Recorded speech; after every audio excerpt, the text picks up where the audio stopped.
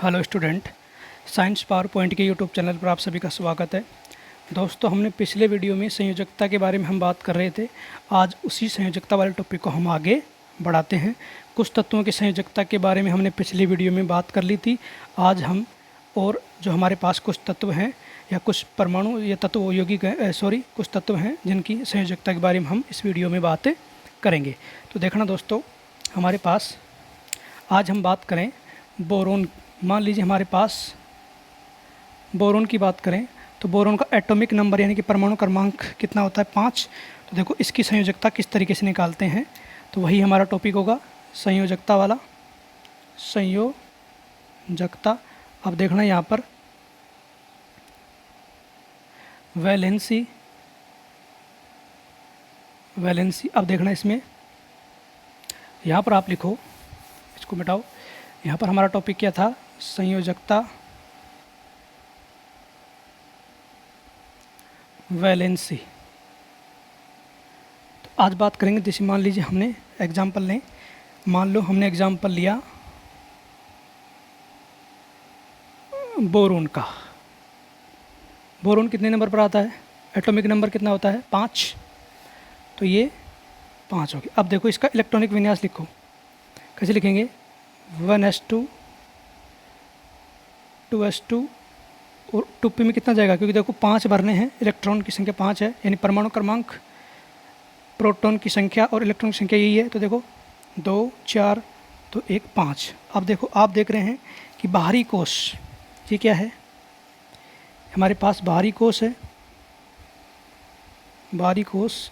और यही हमें बाहरी कोश ही को क्या बोलते हैं? संयोजी कोश भी बोलते हैं, संयोजी कोश या वैलेंस सेल भी से बोला जाता है। अब देखना इसमें क्या होता है।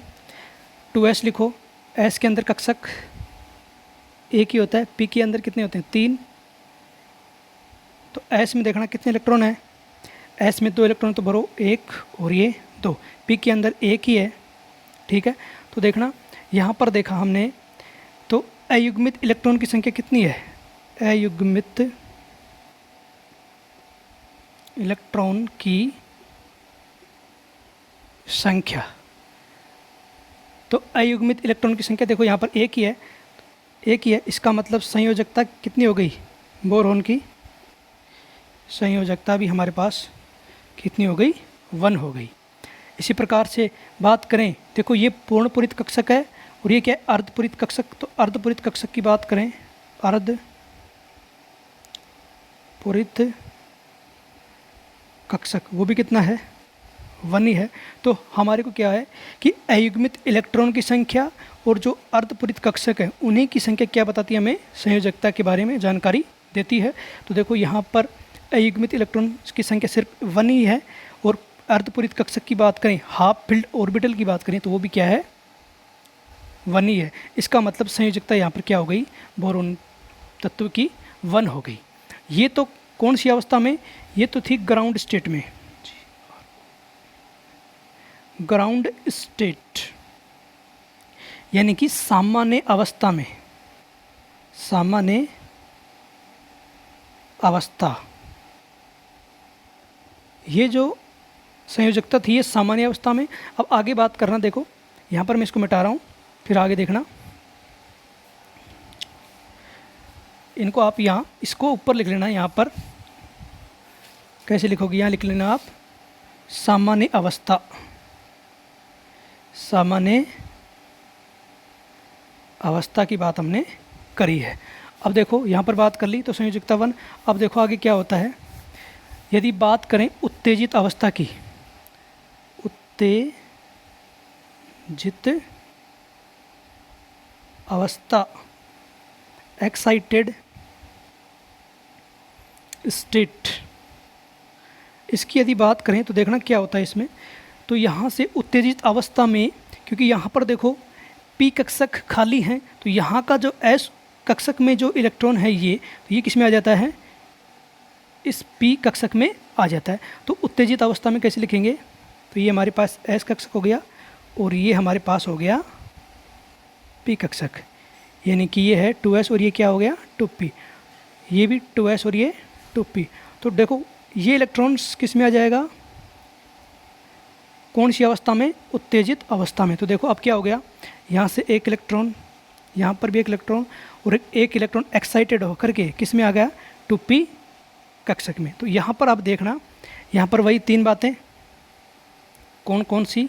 सबसे पहले बात करें अनपेयर्ड इलेक्ट्रॉन यानी अयुग्मित इलेक्ट्रॉन, इलेक्ट्रॉन की संख्या कितनी है, देखो 1 2 3, तो अयुग्मित इलेक्ट्रॉन की संख्या हो गई 3। अर्धपूरित कक्षकों की संख्या 1 2 3, तो लिखेंगे हाफ फिल्ड ऑर्बिटल्स, इनकी संख्या भी कितनी है, 1 2 3। इसका मतलब क्या हो गया, संयोजकता भी क्या होगी, हमारे पास 3 ही होती है। अब देखो हमारे पास बोरोन की संयोजकता 1 भी होती है और बोरोन की संयोजकता 3 भी होती है। तो देखो कैसे, यहाँ पर देखना, हमारे बाहरी कोष संयोजी कोष वैलेंस शेल में अयुग्मित इलेक्ट्रॉन की संख्या कितनी है, 3 है। इसका मतलब संयोजकता भी कितनी हो गई, 3। तो आप लिख सकते हो बोरोन की संयोजकता 1 भी है और 3 भी होती है। इस तरीके से हमने बोरोन की संयोजकता के बारे में जानकारी प्राप्त करी। अब दोस्तों आगे चलते हैं, इसको उतार लिया, अब आगे देखना। अब हमारा है अगला एग्जाम्पल। अब अगले एग्जाम्पल की बात करें तो अगला एग्जाम्पल है हमारे पास फास्फोरस। एटॉमिक नंबर कितना होता है, 15। इसका लिखो इलेक्ट्रॉनिक विन्यास, तो 1s2 2s2 2p6 3s2 और 3 की बात करें एक बार, देखो 1s 1s2 1s2 2s2 2p6 3s2, कितने इलेक्ट्रॉन हो गया, देखो 6 2 8 10 2 12, कितने भरने हैं, 15 भरने हैं। तो ये क्या हो गया, क्या, देखो चेक करो एक बार, 2 4 10 12 3 15, तो फास्फोरस का इलेक्ट्रॉनिक विन्यास हमारे पास हो गया। अब देखो इसमें ये क्या है, बाहरी कोष, बाहरी कोष, इसे क्या बोलेंगे, संयोजी कोष भी बोलते हैं, संयोजी कोष। तो बाहरी कोष संयोजी कोष की बात करें तो देखो यहाँ पर लिखना S कक्षक बनाओ S, और ये बना दिया हमने P, ये हमारे पास 3s है और ये हमारे पास है 3p। फास्फोरस में देखना, अब देखो ये 3s और ये 3p। अब देखो 3s में कितने इलेक्ट्रॉन हैं, 2, तो 1 और ये 2, जबकि 3p में कितने हैं, 1 2 3। तो देखना अब क्या हो गया, यहाँ से हम देख रहे हैं, हमने जब बाहरी कोष या संयोजी कोष में यहाँ पर देखा तो देखो क्या आ रहा है, अयुग्मित इलेक्ट्रॉन की संख्या कितनी आ रही है, अयुग्मित इलेक्ट्रॉन की संख्या कितनी है, देखो 1 2 3, तो अयुग्मित इलेक्ट्रॉन की संख्या भी 3 है। यदि बात करें हाफ फील्ड ऑर्बिटल की,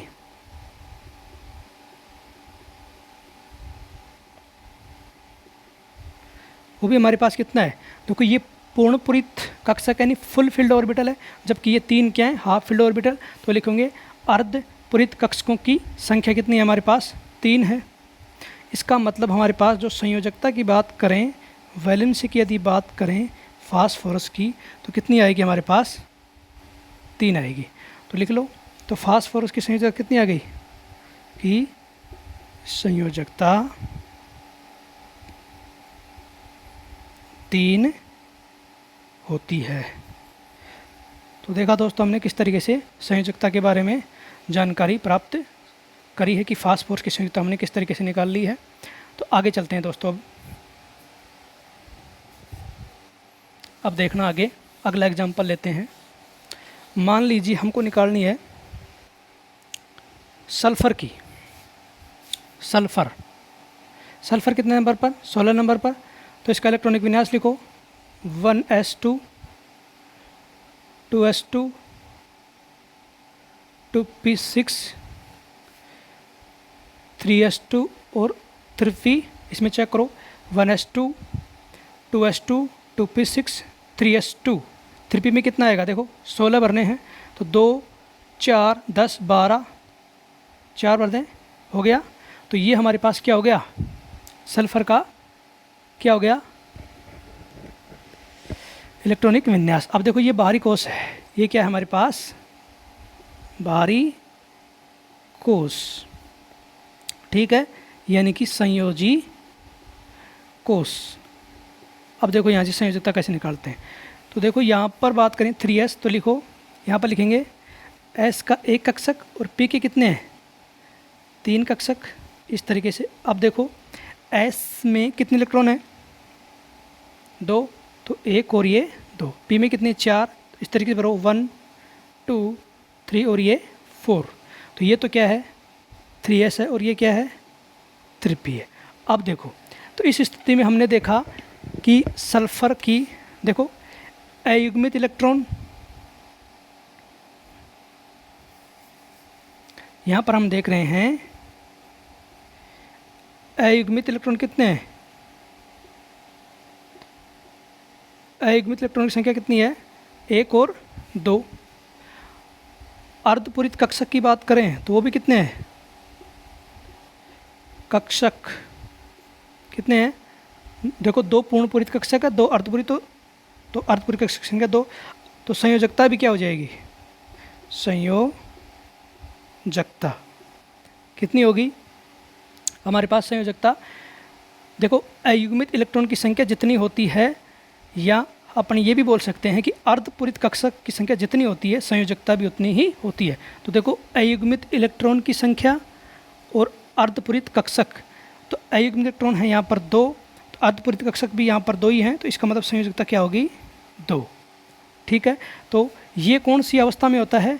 ये होती है हमारे पास ग्राउंड स्टेट में, यानी सामान्य अवस्था में। सामान्य अवस्था में ये जो संयोजकता होती है वो सामान्य अवस्था में होती है। अब बात करें आगे, देखना हमारे पास यहाँ पर क्या होता है? First excite state. अब देखो यहाँ से देखो, इसके बाद में 3p के बाद में अपन देख रहे हैं सल्फ़र की बात करेंगे। तो सल्फ़र में क्या होता है? 3p के बाद में देखो 3d होता है, तो s sp sp, तो यहाँ 3d क्या है? 3d नोट, ये क्या होता है? Sorry 3d 0। अब देखो 3d के अंदर कोई इलेक्ट्रॉन नहीं है, तो यहाँ पर देखो सामान्य अवस्था में तो ये हो गया। जबकि बात करें फर्स्ट एक्साइटेड स्टेट की, फर्स्ट एक्साइटेड प्रथम उत्तेजित अवस्था, अपन इसकी बात करें तो देखना इसमें क्या होता है, या फर्स्ट एक्साइटेड स्टेट या प्रथम उत्तेजित अवस्था में हमारे पास क्या होगा? एक बार इसको मिटा रहा हूँ। देखो तो ये तो हो गया सामान्य अवस्था में। अब प्रथम फर्स्ट एक्साइटेड स्टेट में क्या होता है? हमारे पास ये S हो गया और ये हमारे पास P हो गया, इस तरीके से। इसको बोलेंगे 3s और ये हो गया 3p। अब देखना यहाँ पर जो फर्स्ट एक्साइटेड स्टेट में, क्योंकि देखो यहाँ पर क्या होता है हमारे पास 3d भी क्या होता है? खाली होता है। तो 3d खाली होने की वजह से क्या होगा? यहाँ पर 3d में कितने कक्षक होते हैं? 7 होते हैं। 1 2 3 1 2 3 4 और ये 7 हो गए, तो ये हो गया 3d। तो यहाँ पर देखना, तो ये यहाँ पर क्या होता है? प्रथम एक्साइटेड स्टेट में यहाँ का जो 3p में जो 3p में जो कक्षक में इलेक्ट्रॉन ये, तो ये कहाँ चला जाता है? दूसरा पेन लेकर देख रहे हैं, ये इलेक्ट्रॉन चला जाएगा यहाँ पर। तो देखो कैसे लिखेंगे? तो सबसे पहले विन्यास की बात करें तो हम ऐसे लिख सकते हैं। पहले देखना यहाँ से इलेक्ट्रॉन 3p का इलेक्ट्रॉन कहाँ चला गया? इसमें। तो इसका मतलब देखो क्या हो गया है यहाँ पर, तो 3s का ऐसे कैसे रहता है, यानी इस तरीके से। और देखो 3p में देखो 4 इलेक्ट्रॉन है, लेकिन एक इलेक्ट्रॉन तो यहाँ आ गया, तो 3 इसमें है, तो 1 2 और ये 3। अब बात करें 3D की, तो देखो 3D में देखना 1 2 3 4 7 हो गया क्या, 1 2 3 4 5 6 और ये 7, यानी कि 3D, सॉरी 5 ही होते हैं इसमें, ये 5 ही होते हैं, 5 ही कक्षक होते हैं, गलत बन गया, 5 बनाओ एक बार, 5, क्योंकि S में 1 कक्षक, P में 3 कक्षक और D में कितने होते हैं, 5 कक्षक, तो 1 3 5, 1 2 3 1 2 3 और ये देखो 1 2 3 2 5, ये हो गया 3D। तो ये 5 बनाओ यहाँ पर भी, 1 2 3 और ये 5, ठीक है, 3D हो गया। अब देखो 3D, यहाँ पर एक इलेक्ट्रॉन यहाँ पर आ गया, तो ये देखो ये 3s ऐसे कैसी है, यहाँ x, क्योंकि ये 3D उपकोष खाली होने की वजह से एक इलेक्ट्रॉन 3p का किस में आ जाता है, इसमें, तो इलेक्ट्रॉन यहाँ पर आ गया। अब देखो यहाँ पर अयुग्मित इलेक्ट्रॉन की संख्या कितनी हो गई, तो लिखो अयुग्मित इलेक्ट्रॉन की संख्या, देखो 1 2 3 4, तो अयुग्मित इलेक्ट्रॉन कितने हो गए, हमारे पास 4 हो गए। तो संयोजकता की बात करें, संयोजकता कितनी होगी, 1 2 3 4, यानी जितने अयुग्म इलेक्ट्रॉन की संख्या है संयोजकता भी उतनी होती है, तो संयोजकता कितनी हो गई, 4 हो गई। तो इस प्रकार से देखा। अब आगे देखना, फर्स्ट एक्साइटेड स्टेट में, आगे बात करें second excited state, excited state में क्या होता है, यानी कि द्वितीय उत्तेजित अवस्था। इसमें क्या होगा, यहाँ से S का एक इलेक्ट्रॉन ये किस में चला जाता है, 3D में चला जाता है। तो सेकंड एक्साइटेड स्टेट या द्वितीय उत्तेजित अवस्था में लिखना, पहले ऐसे बनाओ, पहले इनको बनाओ, S और ये P और ये D, ये 3D हो गया, ये 3p हो गया और ये 3s आ गया। तो इसका मतलब देखो ये इलेक्ट्रॉन ना ये किस में चला जाता है, 3D में। तो जब देखो यहाँ पर 2 इलेक्ट्रॉन था, एक तो 3D में जा रहा है, तो एक ही बचा, एक हो गया, इसमें 3 ऐसे कैसे रहेंगे, यहाँ का एक इलेक्ट्रॉन किस में जाएगा, इसमें एक पहले से था ही ये, तो ये और आ गया, तो ये हो गया। अब देखो यहाँ पर लिख रहा हूँ मैं, तो अब देखना यहाँ पर यदि बात करें यहाँ की, तो देखो यहाँ पर अयुग्मित इलेक्ट्रॉन की संख्या बताइए, अयुग्मित इलेक्ट्रॉन्स तो कितने हैं, देखो 1 2 3 4 5 6, तो अयुग्मित इलेक्ट्रॉन की संख्या 6, तो इसका मतलब है संयोजकता भी क्या होगी, 6 होगी। तो हमने देखा दोस्तों सल्फर की संयोजकता जो होती है, तो यहाँ पर एक बार इसको उतार लो, फिर आगे चलते हैं, एक बार इसको उतारो फिर चलते हैं आगे। उतार लिया होगा दोस्तों, अब आगे देखना। तो हमने क्या क्या पढ़ा,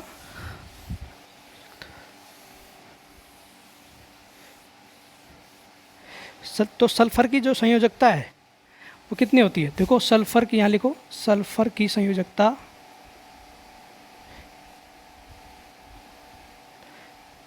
कितनी कितनी होती है, 2 भी होती है, 4 भी होती है और 6 भी होती है। ये हमने जानकारी प्राप्त कर ली है। अब दोस्तों हम बात करेंगे अगले तत्व की।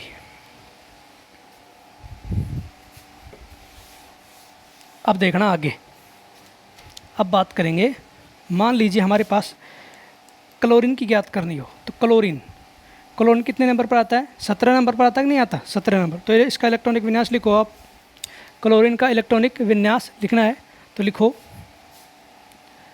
1s2 2s2 2p6 3s2 3p6।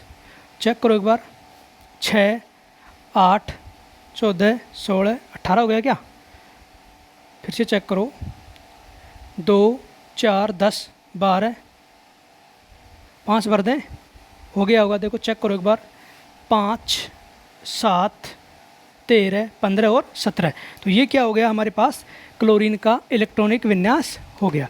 अब देख रहे हैं क्लोरीन के इलेक्ट्रॉनिक विन्यास में अपन ने देखा, यहाँ पर देखना, ये क्या है हमारे पास, बाहरी कोश, बाहरी कोश, इसी को क्या बोलते हैं, संयोजी कोश भी बोलते हैं। क्या बोलते हैं, संयोजी कोश।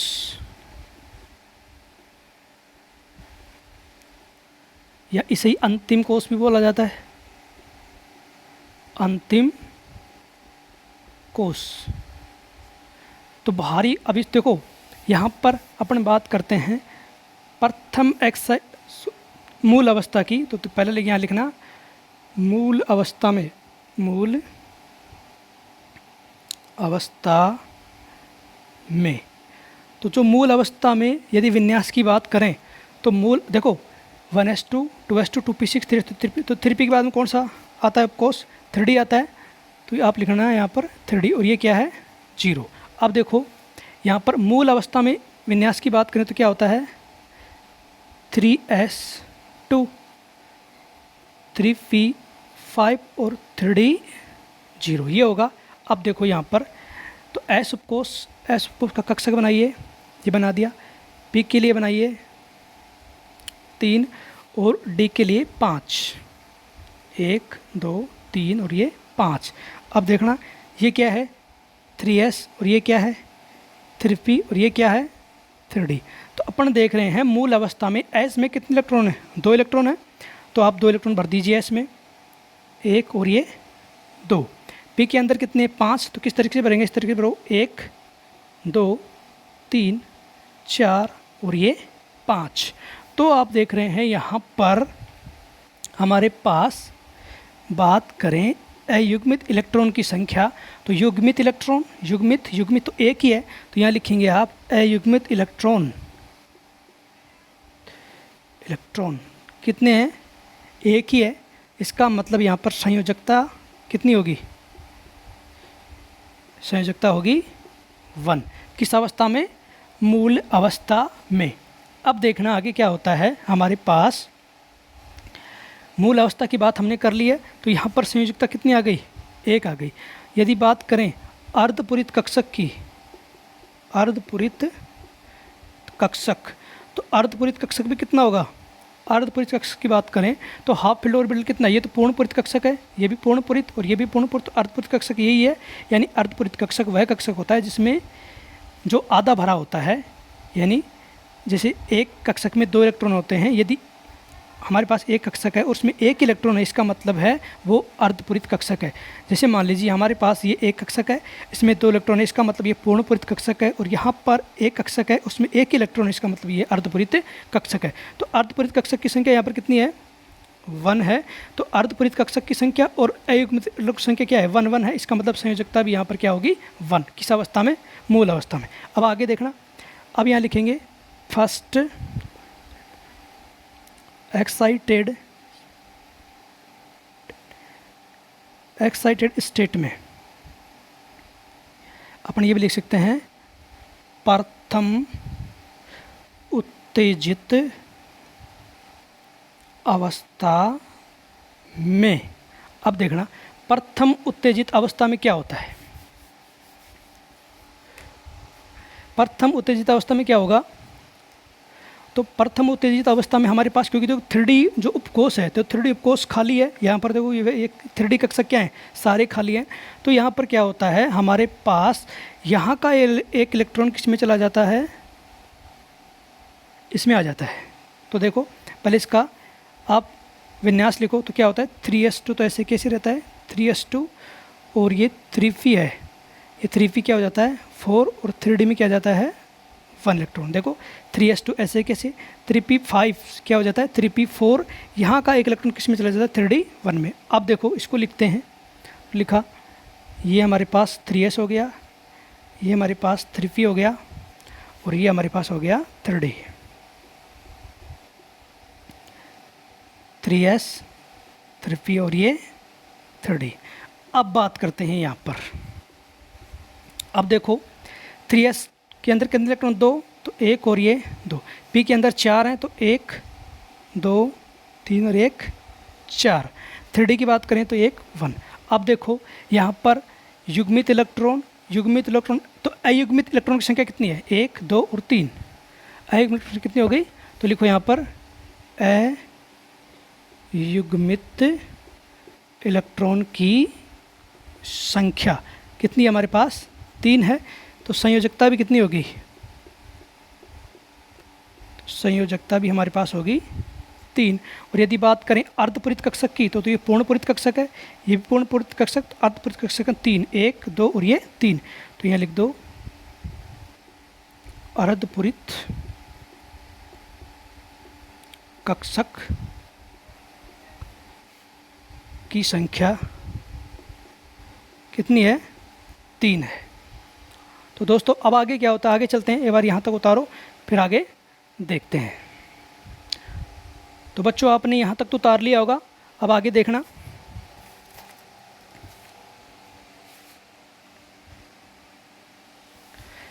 इसी को आगे बढ़ाते हैं।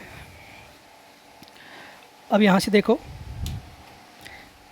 यहाँ पर मैं लिख रहा हूँ फर्स्ट के स्थान पर लिख रहा हूँ सेकंड। क्या लिख दिया? सेकंड। तो लिख दिया सेकंड एक्साइटेड स्टेट, यानी कि द्वितीय सेकंड एक्साइटेड स्टेट, द्वितीय उत्तेजित अवस्था में क्या होता है यहाँ पर हमारे पास, क्योंकि ये तो था प्रथम एक्साइटेड स्टेट थी। अब सेकंड एक्साइटेड स्टेट में क्या होगा, यहाँ से देखना, ये जो इलेक्ट्रॉन्स है तो इसको एक बार मिटा लो। तो सेकंड एक्साइटेड स्टेट में यहाँ से जो एक इलेक्ट्रॉन है वो किस में चला जाएगा? 3D में चला जाएगा। देखो पहले 3D 4 था, एक इलेक्ट्रॉन इसमें चला गया तो ये तो क्या हो गया? 3D 2 हो गया, और ये क्या हो गया? 3D 3। तो यहाँ से लिखना आप, इसको आप ऐसे लिखना, क्या लिखेंगे इसको? 3s2 3p3 और 3d 2, ये हो गया। तो देखो यानी 3s2 हमारे पास ऐसे कैसे है, और 3p क्या आएगा? 3 आएगा, और 3D में कितने जाएंगे? 2 इलेक्ट्रॉन चले जाएंगे। ये हो गया हमारे पास सेकंड एक्साइटेड स्टेट 3s2। और ये देखो 5 है, 5 का मतलब 2 किस में जाएंगे? डी में, और 2 डी में रहेंगे, और 3 किस में रहेंगे? पी में। अब लिखो इसको, ये 3s हो गया, और ये 3p हो गया, और ये हमारे पास 3d हो गया। तो 1 3 5 सॉरी, तो ये देखो ये 3s है, ये है 3p, और ये हो गया 3d। अब देखना 3s के अंदर कितने इलेक्ट्रॉन? 2 भर दिया। 3p में कितने हैं? 3 1 2 और ये 3। d के अंदर कितने हैं? 2 1 और ये 2। क्योंकि ये ऐसा क्यों होता है एक्साइटेड स्टेट? क्योंकि यहाँ पर 3D उपकोष खाली होता है, तो इस वजह से यहाँ पर इनमें उत्तेजित अवस्था होती है। तो अब देखो, अब देखना यहाँ पर लिखो, तो देखो अयुग्मित इलेक्ट्रॉन की संख्या कितनी हो गई? इलेक्ट्रॉन की संख्या, तो देखो अयुग्मित इलेक्ट्रॉन 1 2 3 4 5 है, तो लिख दिया 5। इसका मतलब संयोजकता भी क्या हो गई?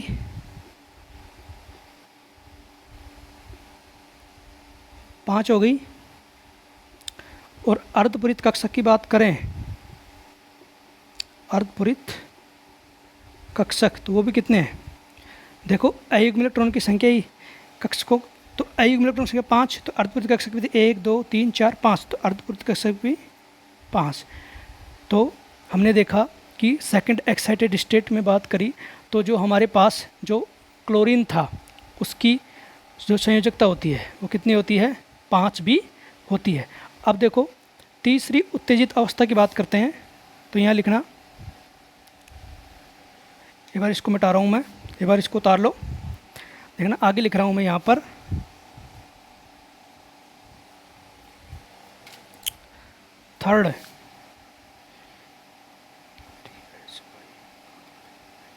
यानी तीसरी उत्तेजित अवस्था।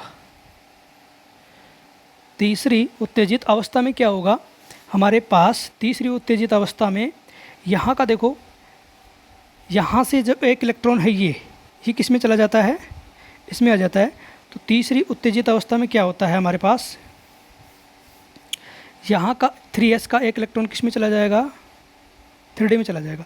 जब 3d में जाएगा तो देखो क्या हो गया, यहाँ से इनको मैं मिटा रहा हूँ, तो यहाँ पर क्या हो गया देखो 3s2 था, तो एक इलेक्ट्रॉन इसमें जा रहा है तो इसमें तो 1 ही रहेगा, तो 3s1, और यहाँ पर देखो 3p3 ऐसे कैसे 3d2 है, तो एक इलेक्ट्रॉन और आ गया, तो क्या हो गया 3d3।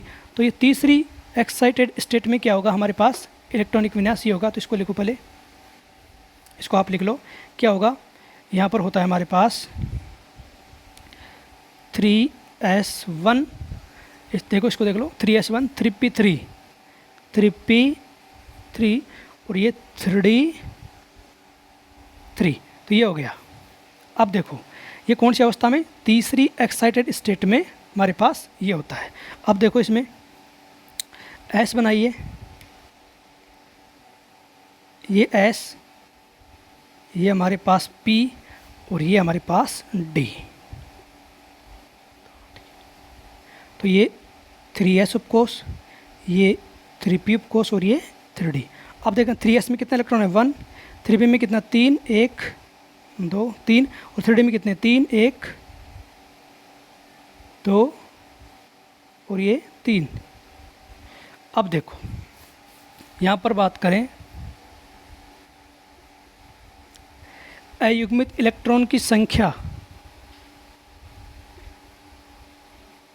अयुग्मित इलेक्ट्रॉन की संख्या कितनी है, देखो 1 2 3 4 5 6 7, दोबारा गिना 1 2 3 4 5 6 7 होती है, तो लिख दो 7 हो गई।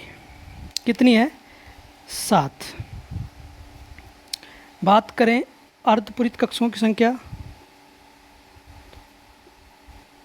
अर्धपूरित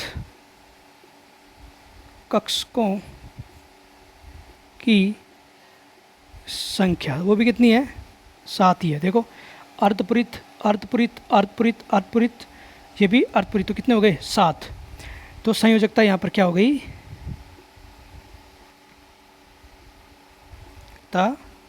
7 हो गई। हमारे पास यही होता है कि जो हमारे पास जो बाहरी कोष होता है या संयोजी कोष होता है या अंतिम कोष होता है, उसमें उपस्थित अयुग्मित इलेक्ट्रॉन की संख्या, या अपन ऐसे बोल सकते हैं अर्धपूरित कक्षकों की संख्या, हमें किसके बारे में जानकारी देती है, तत्व की या परमाणु की संयोजकता के बारे में जानकारी देती है। तो दोस्तों यहाँ तक उतारो, फिर आगे चलते हैं। तो बच्चों आपने देखा, मैंने कई एग्जाम्पल लेकर के संयोजकता के बारे में आपको जानकारी दी। तो हमने अभी क्या पढ़ा है, हमने देखा हमारे पास, हमने पढ़ा जो क्लोरीन की, यहाँ पर लिखना